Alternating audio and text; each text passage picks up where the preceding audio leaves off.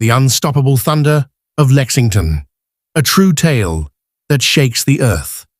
Imagine a horse so swift that he didn't just race against other horses, he raced against time itself, a stopwatch ticking relentlessly as he thundered down the track, and he won. Picture a stallion so indomitable that even as blindness crept into his eyes, he charged to his final victory, his hooves drumming a rhythm so powerful it still reverberates through the corridors of history. This is no fable spun from the threads of imagination. This is the electrifying true story of Lexington, a thoroughbred whose very bones and a single, haunting painting from the 1850s pull us back to an era when he wasn't merely a horse. He was a living legend, a symbol of speed, grit, and an unbreakable spirit. Objects like these conjure the past and transport me there, says Pulitzer Prize-winning author Geraldine Brooks, her voice tinged with awe. It's the real magic of a place like the Smithsonian and its affiliated museums. By recognizing and conserving these things, sometimes small, sometimes forgotten or overlooked, we get second and third chances to connect with the past and find meaning there. For me, it is the indispensable scaffolding from which my imagination can soar.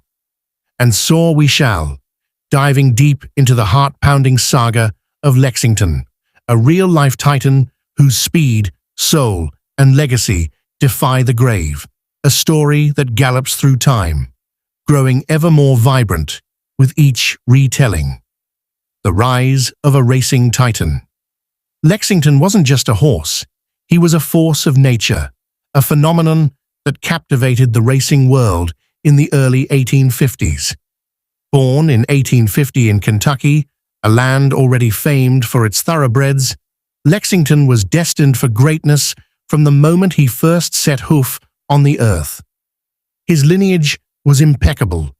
Sired by the renowned Boston, and out of a mare named Alice Carneal, he carried the blood of champions in his veins. But it wasn't just his pedigree that set him apart. It was his raw, unbridled power, a combination of speed and endurance that made him a marvel of his time. In an era when horse racing was a national obsession, Lexington became its brightest star, a stallion whose name would soon be synonymous with victory. Between 1853 and 1855, Lexington competed in 7 races, and he dominated 6 of them with a ferocity that left his rivals trailing in the dust. Each victory added to his legend, and his earnings were nothing short of staggering for the time, $56,600, a sum that translates to nearly $1.5 million in today's dollars. This made him the 3rd highest moneymaker in racing history up to that point, a testament to his dominance on the track. But it wasn't just the money that made Lexington a household name. It was his sheer speed, a velocity that seemed to defy the laws of nature. For 2 full decades, from the early 1850s to the 1870s, Lexington held the title of the fastest horse on earth, a record that stood unchallenged, a crown that no other horse could claim. The pinnacle of his racing career came in 1854, during an event that would etch his name into the annals of sporting history: the race against time. This wasn't a typical race against other horses. This was a spectacle, a challenge that pitted Lexington against the relentless tick of a stopwatch, a test of pure speed and endurance that captured the imagination of a nation.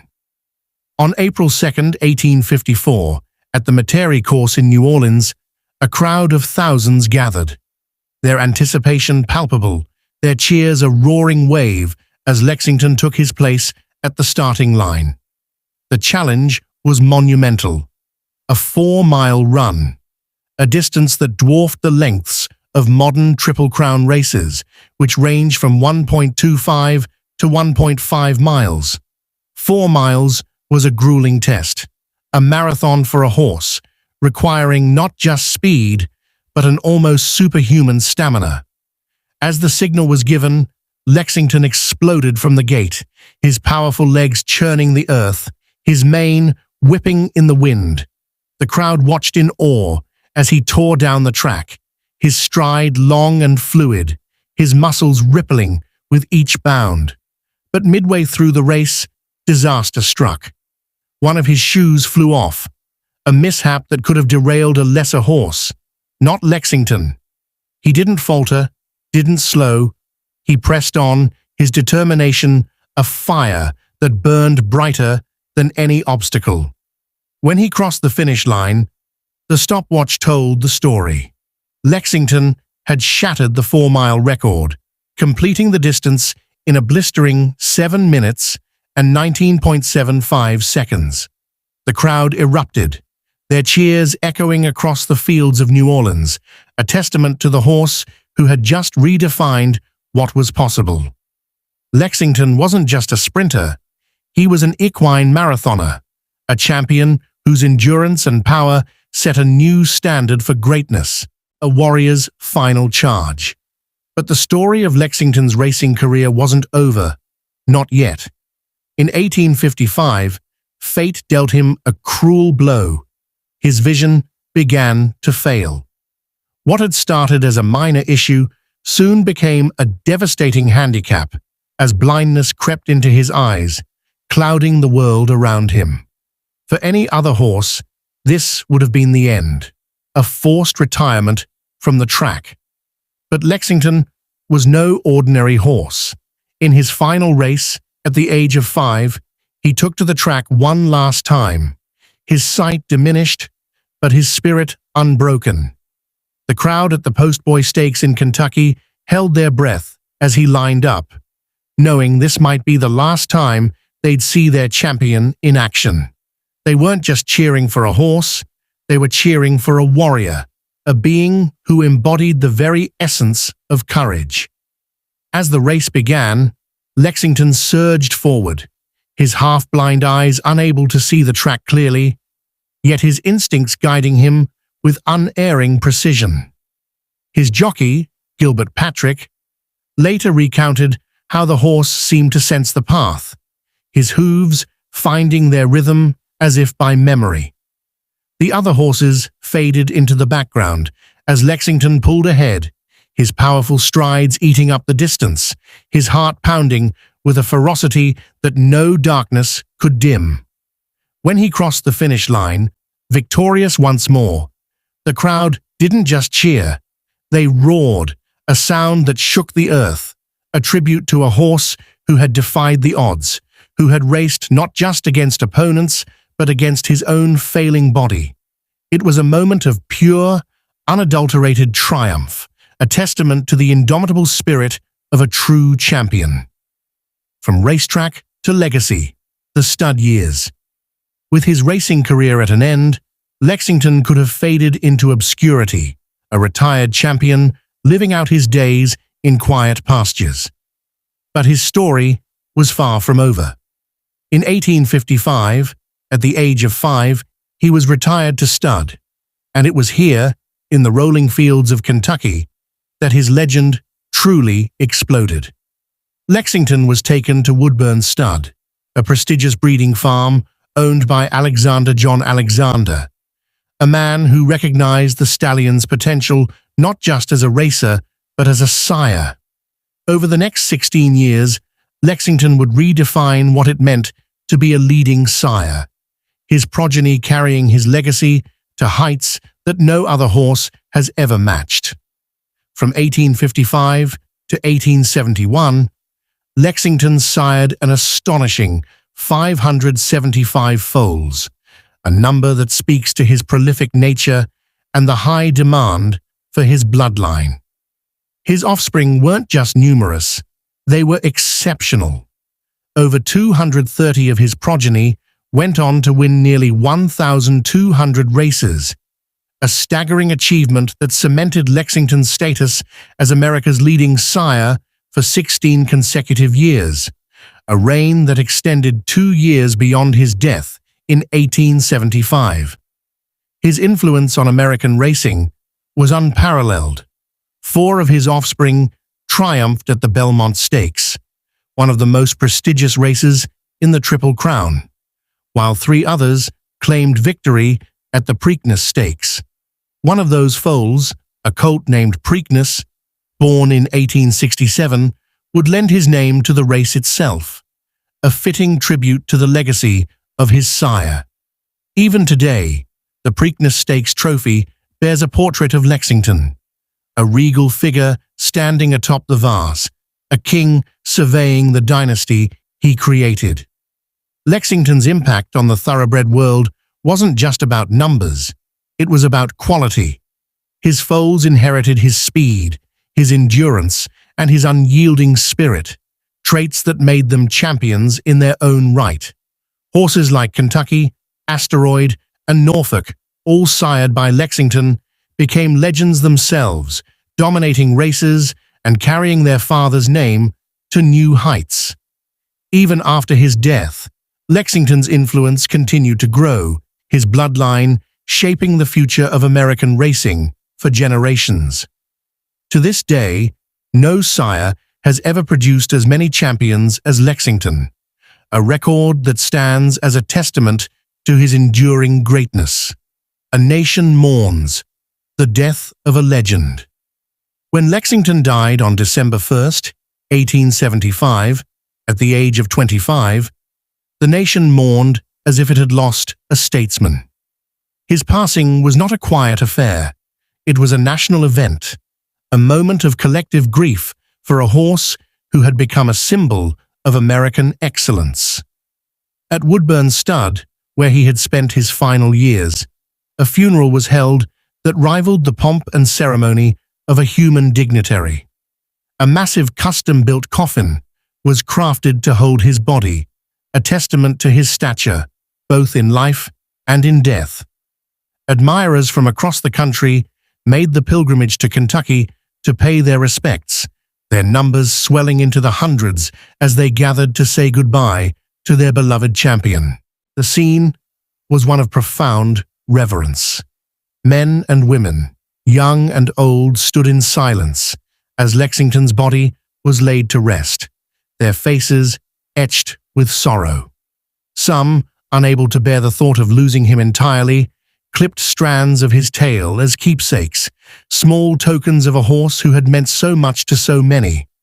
Newspapers across the country ran tributes, their pages filled with stories of his triumphs, his courage, and his unparalleled legacy.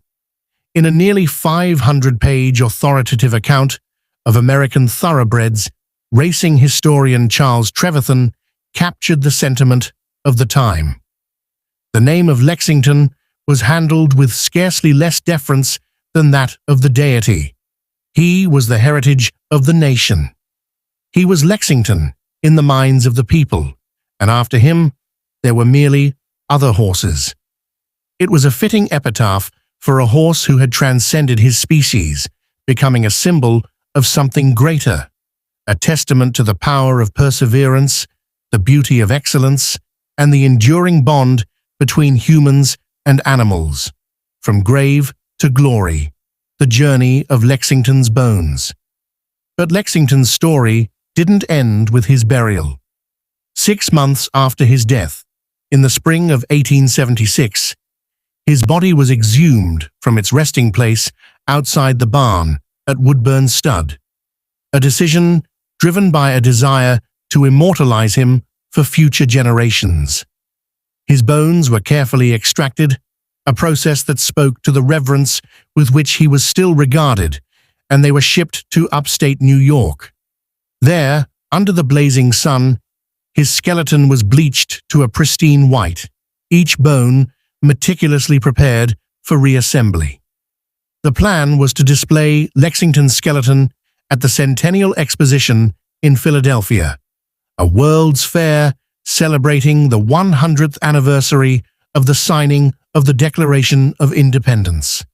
It was a fitting stage for a horse who had become a national treasure, a symbol of American ingenuity and spirit. Unfortunately, time was not on their side. The painstaking process of preparing the skeleton took longer than expected, and Lexington's bones were not ready in time for the exposition. But this setback was only temporary. In 1878, his skeleton was donated to the Smithsonian Institution, a gift to the nation that ensured his legacy would endure. At the Smithsonian, Lexington's bones were rearticulated with care, each piece placed with precision to recreate the majestic form of the horse who had once galloped to glory. For years, his skeleton stood as a proud centerpiece, first displayed outdoors in front of the Smithsonian Castle, its white bones gleaming in the sunlight, a silent testament to his greatness. Later, it was moved inside the castle, where it continued to draw visitors, its presence a bridge between the past and the present. Over the decades, however, Lexington's identity began to fade. As the years passed, his skeleton was moved from one exhibit to another, its significance slowly eroding. By the 1970s, it had been relegated to the Bone Hall at the National Museum of Natural History, where it stood as a generic horse specimen, its pedigree as a revered thoroughbred and prolific sire all but forgotten. For nearly 3 decades, Lexington's bones languished in obscurity, a silent relic of a bygone era, his story buried beneath the dust of time, a rediscovery and a triumphant return. It wasn't until 1999 that Lexington's story roared back to life. That year, curators at the Smithsonian began planning an exhibition at the National Museum of American History, one that would feature the first mass-produced stopwatch, a fitting companion for a horse who had once raced against time itself. As they prepared to move Lexington's skeleton for the exhibit, they rediscovered his illustrious identity, a revelation that reignited interest in the legendary stallion. The forgotten champion was forgotten no more. Lexington's name once again echoed through the halls of the Smithsonian, his story brought back into the light. The rediscovery couldn't have come at a better time. In 2010, the International Museum of the Horse in Lexington, Kentucky, a Smithsonian affiliate, requested the repatriation of Lexington's bones for the upcoming World Equestrian Games, the first ever to be held in the United States. The timing was perfect, a homecoming for a horse whose name was synonymous with the city of Lexington. Under the guidance of the Smithsonian Affiliations Program, the transfer was approved, and Lexington's skeleton was carefully transported back to Kentucky, where it was rearticulated for display. Since 2010, his bones have been on permanent loan to the museum, where he is celebrated as the official horse of bluegrass country, a title that honors his deep connection to the region that birthed him. The rearticulation process revealed a haunting truth about Lexington's life. As conservators examined his skull, they noticed a deformity around his eye socket, a scar that told a story of pain and perseverance. For years, it had been assumed that Lexington's blindness was congenital, a trait inherited from his sire, who had also gone blind. But the evidence was clear. An abscess had formed in his skull, a painful infection that had robbed him of his vision. This wasn't a genetic flaw. It was a battle scar, a testament to the adversity Lexington had overcome. He had raced through pain, his half-blind eyes unable to see the track, yet his heart and instincts guiding him to victory. The discovery added a new layer to his legend, painting him not just as a champion, but as a hero forged in the crucible of suffering. A portrait of a legend, Thomas Scott's masterpiece. While Lexington's bones tell a story of physical endurance, another relic at the Smithsonian tells a story of soul. At the Smithsonian American Art Museum, SAM, A painting from 1857 by Thomas Scott captures the stallion in all his glory. Scott, one of the most important equine portraitists of the 19th century, painted Lexington standing regally at his trough, his lean physique and glossy coat highlighted by distinctive white markings on his feet and head. The painting is a masterpiece of empathy and detail, a work that transcends mere portraiture to capture the essence of the horse. Scott's painting of Lexington is visually riveting, says Eleanor Harvey, senior curator at SAM. It is painted with a kind of empathy that makes you want to stand in front of the canvas and know more about the horse. The eye is a window into a soul in a portrait, and Scott gives you that soul. But Lexington can't see back. Scott himself was in awe of the horse he painted. In an article for Turf, Field and Farm, a popular New York journal, he wrote, "Lexington was without a peer. 15 hands 3 inches in height, of very extreme width from the point of one shoulder to the other, broad shoulder blades. Lexington came as near to being all horse and no ounce of surplus as one could imagine." The painting, the only true equine portrait in the SAM collections, stands out for its caliber, a testament to both the artist's skill and the horse's magnificence. Visitors to the museum often find themselves drawn to the canvas, captivated by the depth in Lexington's eyes, a depth that speaks of a life lived with purpose and passion. The journey of this painting to SAM is a story in itself, one that adds a layer of mystery to Lexington's legacy. The canvas arrived as part of a bequest from Martha Jackson, a highly influential dealer of abstract art in mid-20th century America. Jackson was known for her collection of works by abstract expressionists like Jackson Pollock and Franz Kline, making her ownership of a 19th century equestrian portrait a curious anomaly. Why would a modernist art dealer acquire such a piece? Geraldine Brooks, a master at weaving historical fiction from the threads of truth, sought to unravel this mystery. She delved into Jackson's life, reading articles and her 1969 oral history in the Smithsonian's Archives of American Art, but found no direct answers. The loose thread of history was frayed, and yet I found catnip for the mystery about why Jackson would have the painting, Brooks writes. Her research uncovered a poignant detail. Jackson's mother was an avid equestrienne who died in a riding accident. In Brooks's imagining, the painting became a sentimental link to her mother, a quiet tribute hidden among the bold abstracts of Jackson's collection, a legacy that gallops on. Lexington's story could have faded into the shadows of history, a forgotten chapter in the annals of horse racing, but it refuses to be tamed, its power undiminished by the passage of time. At his death, he was mourned as a national hero, his name spoken with a reverence reserved for the divine. Historian Charles Trevethan's words ring as true today as they did in the 19th century. The name of Lexington was handled with scarcely less deference than that of the deity. He was the heritage of the nation. Today, his skeleton and portrait stand as twin testaments to a horse who outran time itself, their presence a bridge between past and present, a reminder of what true greatness looks like.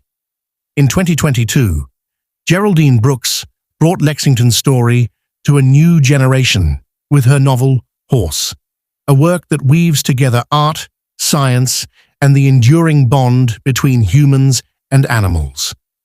The book explores not just Lexington's life, but the broader themes of race and injustice, using the horse as a lens to examine the complexities of American history. Through Brooks' words, Lexington gallops into the 21st century, his legacy as vibrant as ever, a story that continues to inspire and captivate. Lexington's influence extends far beyond the pages of a novel. His bloodline still runs through the veins of modern thoroughbreds, his DNA a thread that connects the past to the present. The Preakness Stakes, one of the jewels of the Triple Crown, continues to honor him with his likeness on its trophy, a nod to the horse who sired the race's namesake. At the International Museum of the Horse, his skeleton draws visitors from around the world, each one marveling at the bones of a horse who once raced against time and won. And at Sam, Thomas Scott's painting continues to captivate, its brushstrokes a window into the soul of a horse who gave everything he had, and more. Lexington's story is a testament to the power of legacy, a reminder that true greatness never fades. From the racetracks of the 1850s to the museums of today, his spirit endures, a thunder that shakes the earth, a tale that grows stronger with each telling. He was more than a horse. He was a symbol of what it means to push beyond the limits, to fight against the odds, to leave a mark that time cannot erase. Lexington, the unstoppable titan, gallops on forever.